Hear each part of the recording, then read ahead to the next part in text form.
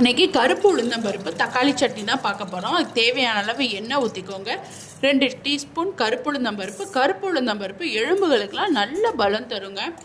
4-5 வெள்ளைப்பூடு, சின்ன துண்டு இஞ்சி, 2 பச்சை மிளகா, 4-5 தக்காளி, ஒரு கைப்பிடி அளவு கொத்தமல்லி, ஒரு சின்ன துண்டு புளி போட்டு நல்லா மூடி வச்சு வதக்கி எடுத்துக்கோங்க. இந்த சட்னி செஞ்சு பார்த்தீங்கன்னா அவ்வளோ டேஸ்ட்டாக இருக்குங்க. இட்லி தோசைக்கெல்லாம் நீங்கள் வச்சு சாப்பிட்றதுக்கு அவ்வளோ அருமையாக இருக்கும். நல்லா ஆறுனதுக்கப்புறம் ஜாரில் மாற்றிடலாம். அரைக்கும் போது தேவையான அளவு உப்பு, கொஞ்சம் தண்ணி ஊற்றி நல்லா மையாக அரைச்சிக்கோங்க. அரைச்சதுக்கப்புறம் ஒரு கடாயில் கொஞ்சமாக எண்ணெய் ஊற்றி கடுகு கருவேப்பிலையை போட்டு நம்ம அரைச்ச விழுதையும் அதில் போட்டு கொஞ்சம் ஜாரை கழுவி அந்த தண்ணியை ஊற்றி நல்லா சுண்டி வர அளவுக்கு நல்லா எடுத்துக்கோங்க. அப்புறம் வேறு பாத்திரத்தில் மாற்றிட்டுருக்கோங்க. மறக்காமல் சப்ஸ்கிரைப் பண்ணிக்கோங்க.